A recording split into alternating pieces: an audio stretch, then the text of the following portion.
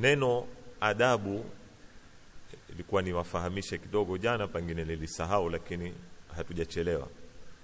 Neno adabu ni neno mara nyingi likitumika katika fiqhi ya Kiislamu, katika mafundisho ya Kiislamu, la maanisha mambo ambayo si ya lazima. Napenda sana kufafanua. Linamaanisha mambo ambayo kwamba ni ya sunna, ni ya aula. Kinyume na adabu mara nyingine katika mila na desturi ni tango kumwambia mtu huna adabu, vile ukamkosea mtu adabu. Hizi ni adabu. Lakini pamoja na kwamba, narudia, Uislamu una wajibati, una mambo ya wajibu. Uislamu una na muharramat, una mambo ya nini? Ya haramu. Ukijaribu kuangalia daira ya wajibat na daira ya muharramat, ni cycle ndogo sana, si kubwa hivyo. Kwa sababu ni zile zitu za kimsingi za Uislamu wa mtu. Mingi yaliyobaki yajazwa na mustahabat na makruhat na adab na hizi. Na leo utajaribu kuzikusanya ahkami zinazoitwa ahkamun ghairu ilzamia. Hukumu za Kiislamu wanaziona zigawanya mara mbili tu, hata ile kuzigawanya mara 5. Kuna ahkamu wanaziita ahkamun ilzamia, zile hukumu za ulazima, ima lazima kufanya au lazima kuwata, halali, haramu na nini na wajibu. Hizi zaitwa ahkamun ilzamia. Kisha kuna na ahkamun ghairu ilzamia. Kuna ahkamu ambazo si za lazima. Hizi ni nyingi sana, ni nyingi sana. Ukizikisi mustahabu na wajib yaweza kuwa ni zaidi mara 100. Ukikisi ya makruhi na ya haramu, utapata makruhati ni nyingi, pengine mara 100 kuliko za haramu. Haramu ni mambo maalumu, yani waweza ukayakusanya haramu zote kwenye Uislamu, waweza ukazikusanya kwenye full scope 2 zote ukaziandika. Makruhati za kutungia mujalladat. Na hakuna, ukiwatoa wale waliotaguliwa, hakuna katika sisi wanadamu wa kawaida awezao kuzitekeleza ahkam ghairu ilzamia zote. Hakuna. Sote Mungu ametuambia ya wajibu yako kwenye uwezo wetu. Sote tuweza kutekeleza ya wajibu yote. Sote tuweza kutekeleza kwa kuepuka ya haramu yote, lakini kufanya ya sunna yote na kuepuka ya makruhi yote, taban sineni haiwezekani. Ukiweza tutakutia katika fuo la maasumi, utatoka kwenye cheo cha ubinadamu wa kawaida. Sasa kila mtu hufanya awezayo katika haya. Kwanza, na mahala muhimu nitakakuya hapa, sikilizani kwa mzuri. Kila mtu, hakuna mtu aweza kumwekezea chanda mwendani wake kwamba ati yeye hufanya ya sunna mwingine hafanyi. Wewe hufanya baadhi ya sunna, pia mengine huyafanyi. Wewe waona hayo yako tu. Sasa ya sunna na ya makruhi kila mtu hufanya yake, na huyafanya yake kwa misingi miwili. Kulingana na mtazamo wake wa kidini, yeye huyaona yale ndio muhimu zaidi. Kiwa yeye ametengenezwa katika mtazamo wake wa kidini, itikafu ndio sunna muhimu zaidi, yataifanya hiyo zaidi. Ikiwa yeye ametengenezwa kwamba la muhimu zaidi sikuketi itikafu, la muhimu zaidi mimi kwenda mbio hukumuini kutafutia vijana namna wapate nafasi za kusoma, yeye lake lile ndio sunna yake. Lakini kwa sababu sisi tumezivisha nguo hizi, Hii huonekana kwa sababu ile haifanywi msikitini, hii hufanywa wapi? Msikitini. Hii sunna, ile si nini? Si sunna. Hakuna awezao kufanya sunna zote. Kama niliwaambia, nitakuwa kuambia ukiingia msikitini pale ungie kwa gula kulia. Katika adabu za msikiti, an tadkhula bil yamin au bil yumna wa an takhruja bil yusra. Hata ukanena mpaka uibidishe sana, pengine leo umeinena, ukitoka utafanya bidii, utatoka kwa gula shoto ukiingia. Ikipita siku 3 4 mara kwa mara, hususan kama sisi tufanyao kazi misikitini, ungia tukitoka kwa siku uko hapa saa zote, yataka kutanabah mara kwa mara kwamba watangie kwa guu la kulia. Kama ule anena ukiingia chooni ingia kwa guu la kushoto, ukitoka toka kwa guu la kulia. Ni sunna zile, ni katika adabu. Lakini ni wangapi wazitekelezao? Aweza kuna mtu yeye mashallah katika adabu za choni hapitwi. Wako watu. Ukitawadha pale msikitini, katika adabu za kutawadha fai kunena. Na jamaa utawadha upige story pale. Si anena udhu umebatilika. Nazungumza adabu za nini? Za kutawadha. Katika kila tendo la kutawadha lina dua yake. Ukisukutua ataka uombe dua yake, ukiosha uso kuna maneno yake. Kuna wenye wakati wa kuyapenda mambo hayo wakayafanya, kuna wasokuwa na wakati wakaangalia ya sunna mengine. Tupo vizuri sana jamanini? Makosa ni kuzifremu sunna katika kipembe cha dhiki, ikawa wewe utapima waislamu wote uislamu wao kupitia kile kipembe chako. Na mimi maoni yangu si qala Allah Ta'ala wala qala Rasulullah. Mimi maoni yangu, kila mtu atakikana azifanye sunna zimezoambatana na professional yake. Hii ndio itakuwa bora zaidi. Wewe Mungu amekupa elimu, sadaka kubwa ukitaka kutoa, fanya bidii sambaze hiyo elimu yako. Wewe Mungu amekupa senti, sunna kubwa utakao kuifanya, fanya nini? Toa senti zako. Wewe Mwenyezi Mungu amekupa cheo cha kijamii ama cheo cha kisiasa ama huduma kubwa utakao kuifanya, haitakuwa tumekutagua wewe uwe uketi itikafu msikitini, utatuumiza. Tupo vizuri sana jamanini?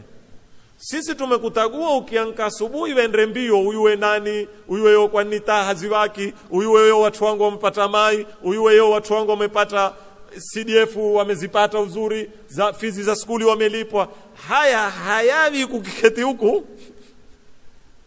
Haya sharti wako kule Nkunguni, henda huku ukirudi huku kwenye resources za habari, sio? Uwe hupanda na maofisi. Ina mtani wana ajabu. Kuna ile ofisi ya DC ile ama county commissioner leo witu. Hizo ofisi. Waweza zile taraja ukizipanda ikawa kila taraja moja ni thawabu 100. Siku ya msikitini tu. Tawapa hadithi mimi. Sasa yoyote itakao hadithi airudie katika kitabu kidogo tu cha Sheikh Muzaffar, Sheikh Muhammad Ridha Muzaffar, akiita Aqaidul Imamiyya. Ana mlango kule mwisho ameweka unwani yake, kufanya kazi katika serikali za kidhalimu. Tupo vizuri sana? Kufanya kazi katika serikali za kidhalimu ambazo hazihukumu kwa Qur'ani wala kwa sunna ya nani? Ya Mtume. Hukumu yake nini? Ameeleza mambo marefu pale. Asli haifai, isipokuwa istithna. Sio mahala pake hiyo kuzungumza maneno haya. Mwisho akaja akanukuu hadithi kwa kutoka kwa Imam Sadiq alayhi salam, akiulizwa fulani wako katika tawala hizi, lakini lengo lao kuweko pale ni kuhakikisha waumini hawanyimwi haki zao wala hawanyanyasi. Uko pale lengo lake ni kuhakikisha huduma za watu wake. Akajibu hadithi ndefu, lakini nitaka hichi kipande cha mwisho akanena ulaika manaratullahi fi ardi, hao ndio minara ya Mungu katika hii ardhi. Hao ndio nani? Minara ya Mwenyezi Mungu Subhanahu wa Ta'ala katika hii ardhi. Nani? Walioko ndani ya tawala za kidhalimu, lengo lao ni kuhakikisha haki za watu wao zitafanya nini? Zitawafikia. Wako kwenye ibada, wako kwenye nini? Ikiwa lengo ni hili tu, ikiwa manake usiniambie ustadhi, ustadhi umetuambia hiyo tungie kisha uendao kwa program zako na malengo yako. Ikiwa kihakika uko pale, na kihakika tutakuyua si kwa hutuba ulizozitoa wakati wa kampeni, tutakuyua kwa matendo yako unavyoenda wakati wa ukweli. Hapo ndio tutakuyua umekwenda kutetea haki zetu. Hapo ndio tutakuyua ni mkombozi ama si mkombozi. Hapo ndio tutakuyua umekuja kukomboa ardhi ama umekuja kuzamisha ardhi. Hapo ndio tutakuyua tutapima kwa zitendo za baada ya hapo. Hii ni zitu muhimu sana.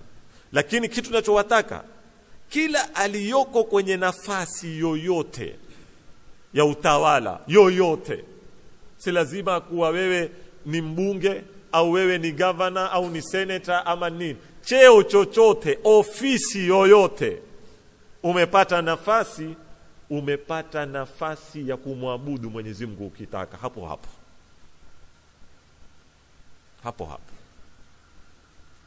waweza kuhakikisha kwamba mimi niko hapa. Taban najua mimi si katika lofunga akili zangu kwenda kwa kuwekelea kumoya. Najua kuna sharia zake pale, najua kuna mitezo yake kule, najua zitu zote hizo, kuna al'ab. Lakini hata ukiingia katika lu'ba, ingia katika lu'ba, iwe ile lu'ba wewe pia ni kwa ajili ya maslaha ya nani? Ya umma. Mathala nifafanue zaidi. Uitwaje hii katiba yetu pia devolution, sio kama sio tukizungumza jamaa sema ziwateni ziliwe na watu wetu, zilikuwa zikiliwa Nairobi peke yake hizi, sio haya muyaonao siku hizi ya watu kupanda allowance mandege. Si kwamba alikuwa hakuna, haya yalikuweko kutoka huko nyuma, lakini yalikuweko kule kwa ma-PS na nani na mawaziri. Level yetu huko alikuwa hatuyaoni sisi, tunaona sisi wana zile 500 tu za siku ya kura na nini. Si kwamba yameanda yeo Kenya mambo haya. Sasa katika sababu kubwa ya watu walotaka kuwawanywa mamlaka, nyinyi mlifikiri mamlaka muya kuetewa huduma tini, ni kugawanywa haya. Kwamba kwa nini leo iwe baki waziri tu na sisi hatupati zie huku tini? No devolution, Okay, sasa utaambiwa ustadhi, ikiwa mtapiga mayowe kwenye misikiti hizi allowance zisiliwe, zitarudi wapi? Sio majibu tujibu wao hayo kwamba bwana zile senti, manake sisi unena kwa nini basi hamujengi kadhaa ambiwa la, kuna police, kuna sera huja na zile pesa. Si kwamba tu zikia wewe za allowance waweza kuzipeka hospitali wa nini, zina sera zake huja kutoka juu, huwezi kuzidisha. Ahla wa sahlan, mimi sijakata, zitukueni za allowance. Wewe si ni umetaguliwa kwa ward yako, wewe si una mshahara wako, hizo allowance umezitengeza zipeke katika huduma ya umma.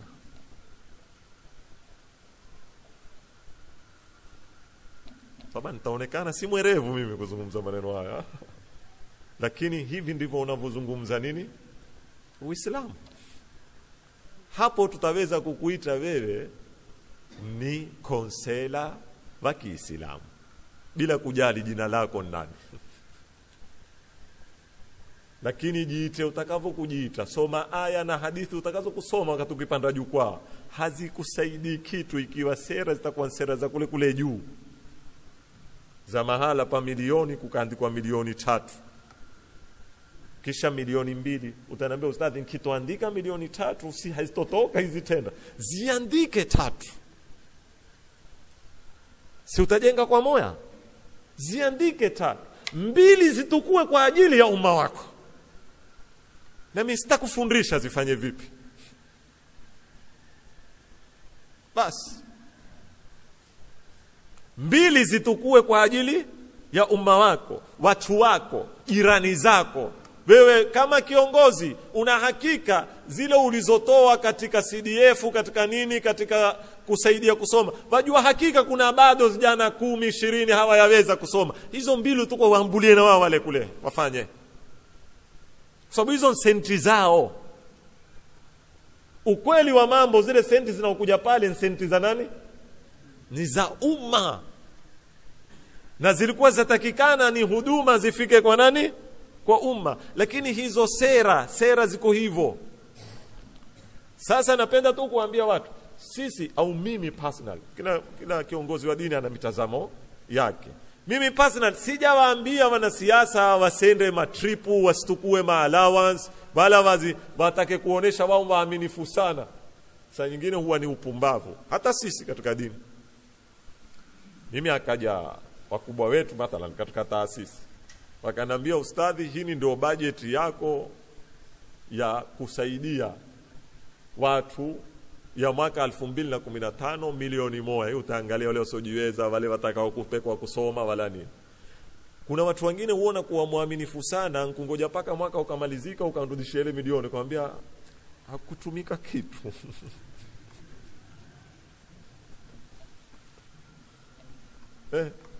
Yani mimi kazitukua kazipeka kwenye kibengi nyumbani, nitakuzidisha ni ustadhi sana, ninatakwa sana, sawa?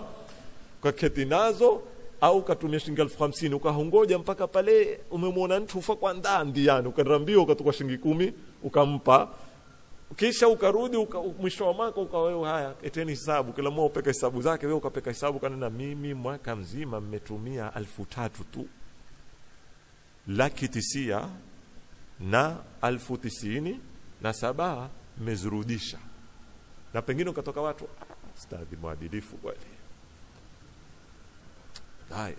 Si zile habari tutolewao saa nyingine kwenye kusifiwa maulama, kama ule mwalimu alikuwa na senti zikamtia dhiki, akaenda kazifunga kifurushi kazitupa pani. Kama kwa hucha Mungu kweli wala. Hizi senti kama simba hizi. Wewe yao basi hakupata hata jirani kumwambia tukua paka kazitupa pani, takuwa hiyo iko Hunu ni uzuka. Minal asaf, imani yangu ni hivyo mimi. Hunu mimi nauita nini? Ni uzuka, si dini. Kwa sababu wewe kama mwanachuoni kweli una senti, hutaki kuzishika, ni simba, ni haramu. Kuna maskini tele kwenye mui, toka ufanye nini? Uwape, uwaje uzifunge kwenye kifurushi ndo kazitupe pani? Dini gani? Watu ufa kwa ndaa wengine, watu wana matatizo tungu nzima wengine, kisha kutungwe na ziswa kwenye zitabu usifiwe kwamba huyu ndo alikuwa na zuhudi sana. Sasa si uaminifu, si utenda kazi kwamba county government yetu kila ikifika mwisho wa mwaka senti inshallah zimerudishwa. Hunu utaweza kusema ima ni uzuka au ni uzembe au ni kutaelewa kazi yao. Senti zimeletwa kutumiwa, na ule unrudishi yao kule yu si ayatullah wala si qadhi wala si mujtahid wala si khalifa wala si imamu. Zile zimerudi kule yu zitakuwa riziki ya nani? Riziki ya waja, kama anavyotuambia Mwenyezi Mungu Subhanahu wa Ta'ala. Nisitoke kwenye mada. Ndugu zangu, sunna ni nyingi sana, na kila mmoja katika sisi aliyopo ana uwezo wa kufanya sunna, ukiwa utajua tu sunna ni ipi. Popote ulipo ndugu zangu, katika nafasi yoyote ya kijamii. Basi ukikosa, wewe umekosa, ndo keti msikitini fanya itikafu. Leo mimi unishangaza sana,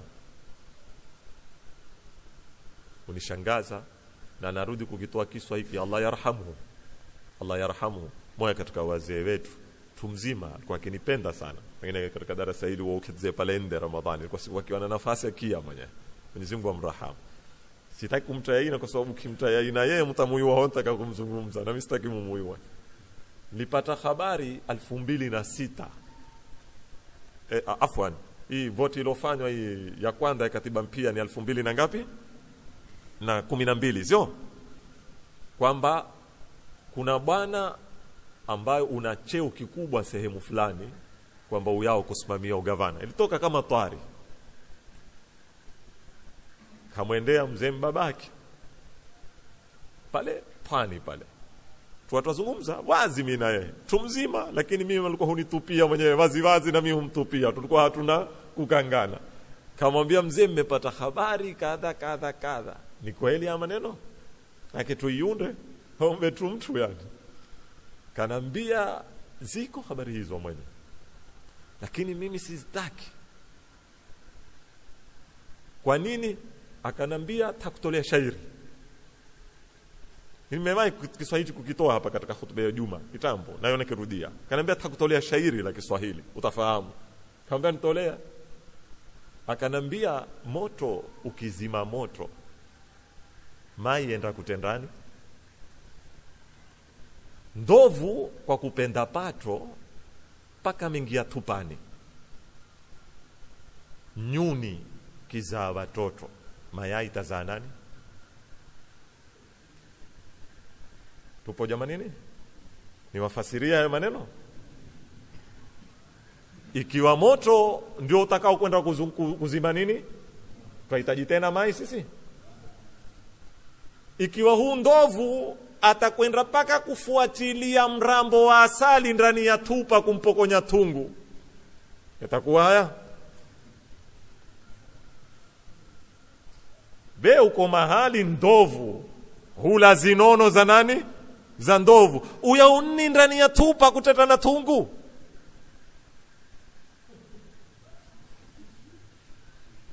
Waate hawa tungu nao warambe zao huku ndani ya nini? Ndani ya tupa. Hizi saizi zao. We ndovu hukupangiwa kuingia kwenye nini? Tupa. Mungu alikuumba ndovu. Ndio hiyo ndovu kwa kupenda pato paka mengia tupani. Amingia tupani hunyang'ania na tungu yani kule. Upo? Sasa ikiwa mpaka hawa kina kuku na nani wote watazaa zijana, kisha mayai tutapata wapi? Ikiwa kila mtu alo daktari huata daktari uyao taka ubunge, alo injinia huata injinia uyao taka ubunge, alo wakili huata, kisha hii jamii yetu mawakili wetu madaktari wetu watakuwa kina nani?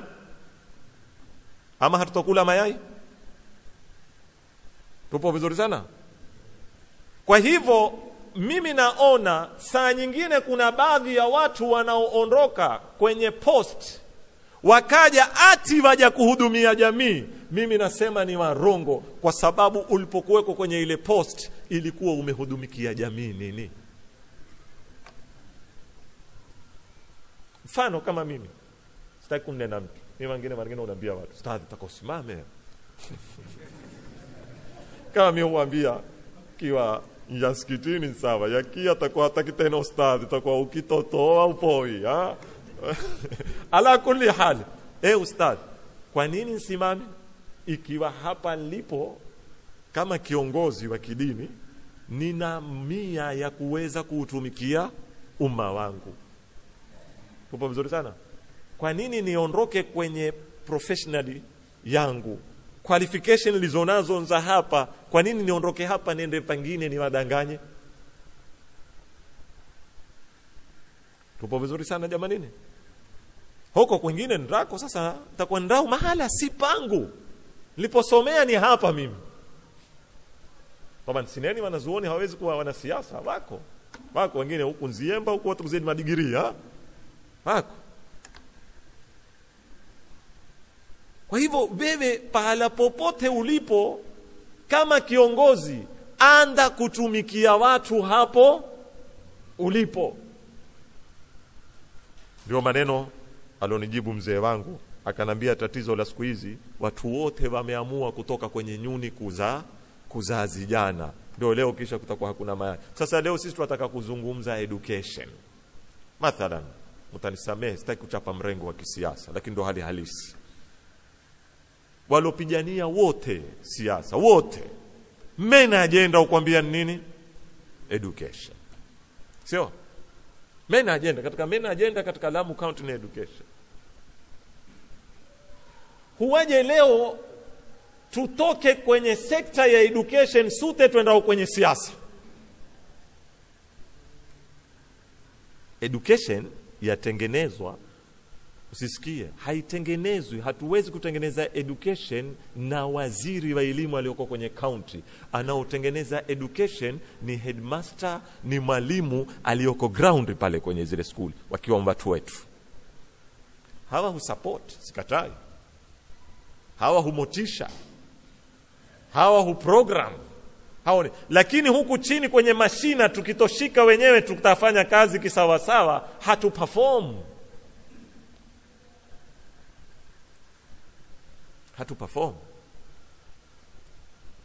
Mwambie mtu yoyote sasa yao kama wanavokuja kuapply, sikilizani vizuri sana jamani, kama wanavokuja kuapply kila mwenye asili ya Amu hata aliyoko nde, wakati kunapotokea nafasi za kazi katika Lamu County, haibu jaribuni kutoa nafasi tuwataka kama headmaster katika skuli zenu, tuapply kila wenye mabongo wetu kuja kuzishika hizi skuli zetu kuziinua. Yo, utaniambia pale ustadhi mshahara ni shilingi 30,000, hapa mshahara ni shilingi 200,000.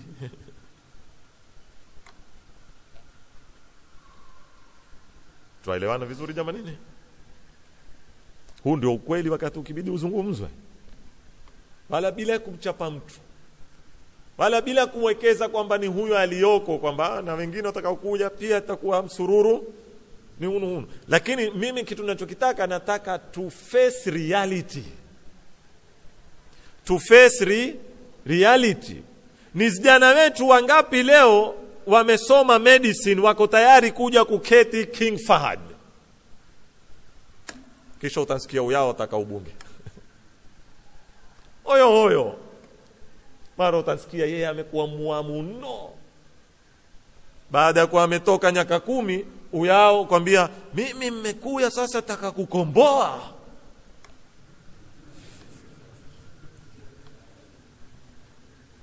Hukutukomboa ulipokuwa daktari, sisi ufizanya. Leo Bajunini, nani asojua visiwani kwamba baada ya tatizo la mai, tatizo la nini? La matibabu. Sijui la kwanza tutaweka lipi, la pili tuweke lipi. Mimi kwa maoni yangu kwanza ni mai. Waja'alna minal ma'i kulla shay'in hayy, sio? Hayo mai yameimbwa nyimbo mpaka tumechoka. Sasa labda tungoje hiyo koli tupo yao ya sadaka. Maana yake ikiwa katika miradi ya kisiasa tumeyachoka hayo mai. Mai matibabu. Nani asojua kwamba sasa hivi tuna big problem Bajunini katika masala ya nini? Ya matibabu. Hivi katika vijana wote hao waendao ma university wakirudi bado hatujapata vijana wetu? Hivi sipendi kuzungumza ukabila, lakini hubidi mara nyingine. Hivi katika vijana wa Kibajuni hakuna wamezokuwa madaktari mpaka sasa?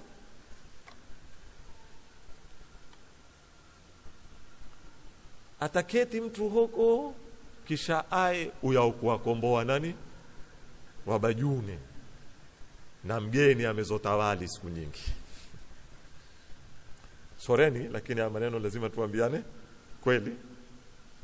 Wewe ulipokuwa daktari, wewe ulipokuwa kadhaa, wewe ulipokuwa engineer, wewe ulipokuwa kadhaa, ulitupa wakati wako?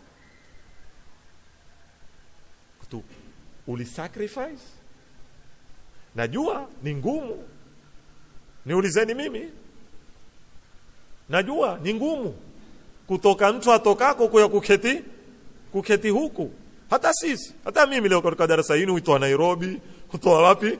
Mombasa, niko zangu Dar es Salaam, mambo mengine na hapa. Tupo vizuri sana? Mambo ni mengine na hapa. Hii ndio hali iliyo halisi. Kuketi huku kwataka kusacrifice. Na wakati wewe wa sacrifice watu wa kuona unazo. Mentality za watu wetu ziko hivyo. Mentality za watu wetu kubadali wewe umesacrifice, umetoka mahali alikuwa upate laki, umekuja kuketi mahara umekuwa upo 1000 ngapi 30, bado hayatambulika na huonekana ukaruni wote unaonani unao wewe. Na kila mwenye matatizo hukungoja wewe umtatulie. Najua mambo haya yataka kusacrifice, lakini ikiwa mimi nasema na si kila mtu awezao mambo haya, ikiwa wewe huwezi kusacrifice katika mambo madogo kama haya, tafadhali usije kutudanganya wakati wa siasa. Ndo tuambie una safari yako, wasafiri. Usije na aya na hadithi wakati hono, kwa sababu kila kitu chathibitishwa kupitia nini? Sera ya mtu. Waqian, ingawa sisi hatuthamini sisi minal asaf watu na nyinyi mna matatizo pia, si viongozi tu. Nyinyi ule kijana muleteza naye mwembeni, ule mwendao naye mbio huwa hamumthamini paka ingeni. Hata viongozi wa dini ya ukatangazwa kuna shekhe mpia yao watu wote watatoka waketi walale pwani pale. Na pengine aya ya mbe hayui ya nyuma kwa sababu ni mpia amekuya. Hayo sababu ni darusi uketi naye asi ule ukateza naye Al-Nasir huyu naye alikuwa tukenda tukija pa maembe pamoja. Hamuthamini. Maadamu ukiteza naye mpira inshallah anaenda afanye paka PhD kwenu utakuwa ni ule wa kupeka fundo wa mahogo. Ile ni dalili ya huyu wenu si mtu ya kuwatolea nasaba. Wenu ni ule ukumbukao tulipokuwa Bajuri alikuweko mpirani, tulipokuwa Mwembeni alikuweko mpirani, tulipokuwa Taifa alikuweko, tulipokuwa Sports tulikuwa naye, tulipokuwa Nkunguni tulikuwa naye, tulipokuwa Benini tulikuwa naye. Huyo ndio minkum. Wenu ni ule yeye akishikwa na homa pia henda pale hospitali kakuta hakuna sindano. Huyo ndio wenu. Hata awe kizazi chake si cha hapa.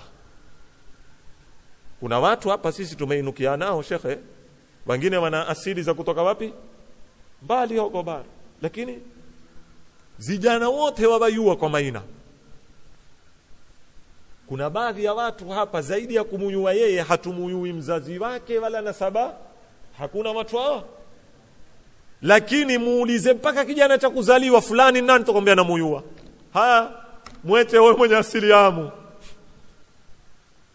Utaketi mara nyingine ukizunguka mwinzima ukipata watu 50 wa moyo wao mwanamume mvere. Kuyulikana kwake paka umtraie amuyu wao katika jamaa zake hapa. Ila ye mwenyewe hamuyu. Taka tufahamiane vizuri. Sisi pia tuna matatizo. Twapenda ugeni. Kitu kigeni twakipenda. Hata kitu kijengwa mpia angaliani nini. Huyawa. Niwaambia peni miezi 6. Sasa yao utakuwa ntupu. Hapa kuna baadhi ya misikiti ilipojengwa kaanza kuwekwa na maspika usoma kwa sauti kama ikawa maimamu wote wayukuswalisha amu. Misikiti yote haiswaliwi amu, uswaliwa ni misikiti fulani. Kukaoshukizanya. Miezi 2 3 mara wana jamaa uzengea tu hao. Ni nini? Bendo etepia, ukiweza kuita pia hapa wewe. Fanya bidii miezi 3 4 utapata nsururu. Bea. Haya maneno mimi huyazungumza kwa lugha za kikwetu za kimitaani. Pengine hata hizi kaseti zangu watu walioko nje wakizisikiza hupata taabu. Lakini kizungumza kwa lugha hizi nyinyi ndio hunielewa. Mimi hugonga wapi? Pana haja turakibishe adabu. Katika adabu za misikiti kunuka mdomo, especially kwa umekula zitu fulani. Hadithi yatuambia man akala hadhihi albaqla alkhabitha, au katika baadhi ya riwaya annatina, kitunguu yani kitunguu saumu, asema mwenye kula mboga hii au tunda hili, ikiwa ni mboga sijui ni katika mboga zile ama ni katika matunda, fala yaqrubu masjidana, asiye msikitini kwetu. Alinao maneno haya ni Mtume Muhammad si mimi Mtume Muhammad sallallahu alaihi wasallam akiwatangazia jamaa. Na maana usimsikitini kwetu kwa maana mujarrad wa kula kitunguu si msikitini, piga mswaki. Usiye kuketi na watu kumesongamano kwenye safu, kukawa kuna harufu ambayo itadhiki watu kwa kiasi itawapokonya paka khushui za kuswali. Utakuta wakati wewe kumwombea Mungu ule imamu apige salamu, utoke pale msikitini. La, hizi ni katika adabu. Siwe na harufu mbaya zinazotoka. Katika adabu za msikiti ni kuisoma dhikri wakati wa kuingia, kama kwambia ungie kwa gula kulia, ukitoka utoke kwa gula kushoto msikitini. Na kuna dua fulani usome. Dua ya kuingia fupi. Allahumma ighfir li dhunubi waftah li abwaba rahmatik. Bas. Tamsalia mtume bila shaka. Allahumma salli ala Muhammadin wa ali Muhammad. Wakati waingia tanena Allahumma ighfir li dhunubi waftah li abwaba rahmatik. E Mola, nisamehe madhambi yangu na nifungulie na mimi milango ya rehma zako, kama vile ninavyopita kwenye milango ya misikiti yako. Allahumma ighfir li dhunubi waftah li abwaba rahmatik.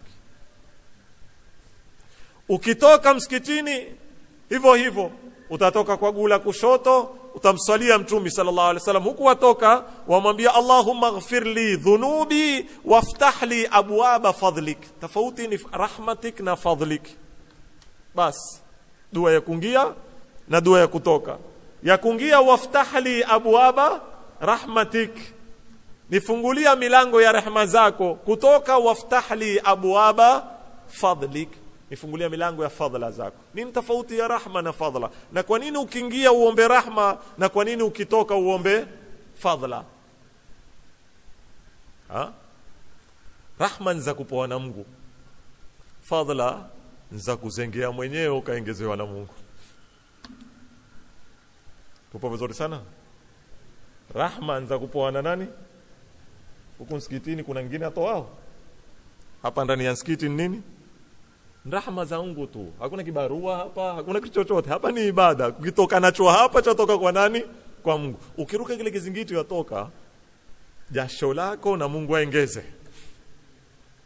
Jasho lako na Mungu aongeze. Niwape dalili katika Qur'ani. Somani fa idha qudhiyati fantashiru wabtaghu. Hakunena min rahmatillah. Tupo vizuri sana.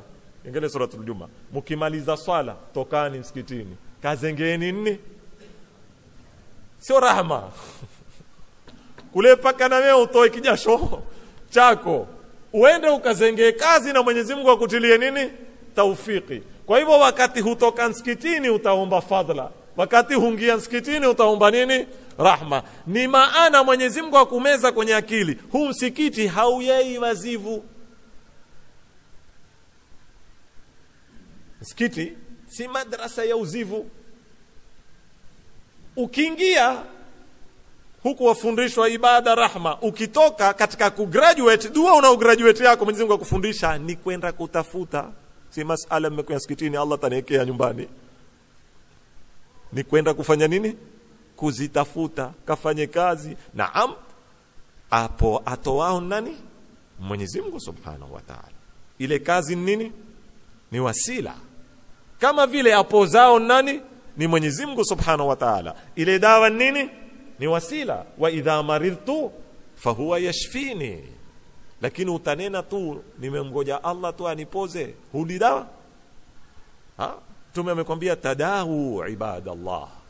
Fanyeni dawa waja wa Mwenyezi Mungu. Fa inna Allaha lam yadha' da'an illa wada'a lahu dawa. Mwenyezi Mungu hakuweka maradhi isipokuwa ameyawekea na nini?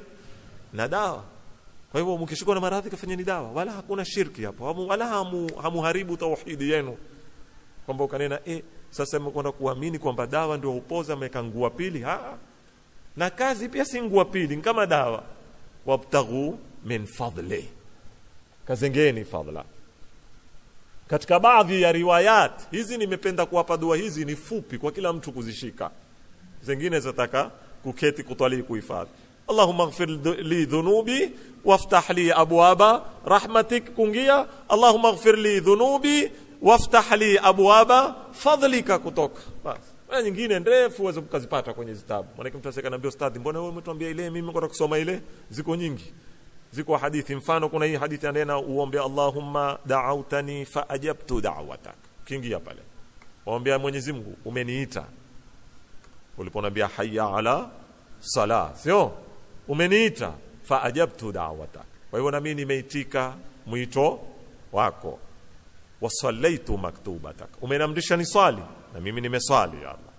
Wantashartu fi ardhika, nilipomaliza kusali umenambia fantashiru, sio nendani mkazenge fadhila za Mwenyezi Mungu. Wantashartu fi ardhika kama amartani, nimekwenda kuzengea riziki kama ulivyoniamrisha. Fa as'aluka, basi na mimi nakuomba baada ya shafanya haya yote, min fadlika, kwa fadhila zako, al-amala bi ta'atika, huku nde nikitoka ukiniafikia kila nikipata senti ziwe zitaendeleza huu mfumo wa kuya msikitini kuswali na kutoka kwenda kuzengea kazi, zisiwe zitanibadilisha kwamba nimekuwa busy siku hizo sitasi tena kuya msikitini. Tupo vizuri sana. Manake ulipokuwa wazizengea zile senti kwanza ulikuwa kumuomba Mungu hapa msikitini, ya Rabbi nipana mimi riziki na nini, ukizipata tumekuwa ustadhi niko busy sana siku hizi, nitaka sana kuya wallahi, lakini niko busy sana. Fa as'aluka min fadlika al-amala bi ta'atika, na kuomba kwa hizo fadhila zako ulonipa. Napenda muangalie maneno yanavyotaguliwa kwenye hadithi. Fa as'aluka, hakumwambia bi rahmatika, bi fadlika, kwa ile fadhili ulionambia nende kuizengea na nimeipata, iwe ni ya kuniendeleza kuya huku wapi? Msikitini. Fa as'aluka min fadlika al-amala bi ta'atika, niendelee kukutii, wajtinaba sakhatika, na kuepuka hasira zako, wal kafafa min ar-rizq, nipenda kutosheka. Na hii ndio dua tutataka tuombe. Usiombe sana kutajirika, usiombe sana kupata senti, omba kutosheka. Omba kutosheka. Atoshekao ni bora kuliko mwenye nazo. Kuna watu wako nazo na hawatosheki, wala hawazionei raha zile walizona. Huwa yeye mtu na mamilioni benki, ula nkatoa mofa nusu, na raha senti hizo? Hakuna watu sampuli hiyo. Ununua nyama robo, ikakatwa nyumbani ukahesabiwa kinofu. Shekhe, Mungu amekupa tumia. Inna Allah la yuhibbul musrifin, kweli. Wakulu, lakini ametuambia wakulu washrabu, sio kulani. Bali mimi nataka kuambia hadithi, ni sunna at-tawsi'a ala al-iyal, kuwatia furaha family kwa kuwapambanulia kwa pekee yao, kusipikwa kutawanywa. Nielewani vizuri sana. Lakini leo vijana zako nyumbani, mfano kawaweza ukawanulia kuku akatindwa wakala, badala ya kungeja tu kuku wa msikitini ayapate pale nyumbani amle, ukawatia furaha akala. Sio tena akala kuku kwa kushika kibavu kimoja. Una uwezo, umeweza kuku wawili watatu, kiasi kila kiketi kula mtu ayue yeye umeketi kula nini? Kula kuku. Vijana wakafurahi. Ni sunna. Ni sunna jamani. Uislamu unataka tuusome ni uzuri. Ukipeka kitu kizuri nyumbani kwako, chakula kizuri, nguo nzuri, mke wako kafurahi, bata masala kwamba wewe mwanzo hutengeza mambo yako. Bata hayo. Kwanza wewe hutengeza akhira yako. Ukamtia mke wako furaha, umempekea kitupa cha mafuta, umempekea kipakiti cha udi, umeshika jora ya leso, umeshika kitambara cha leso kizuri. Mungu amekupa uwezo hizo, shika ukapeka nyumbani. Kwa nyumba ikanuka nyudi, kukawa nini? Ile ni pepo kwanza kabla ya kuzungumzwa huku jamani. Ni pepo.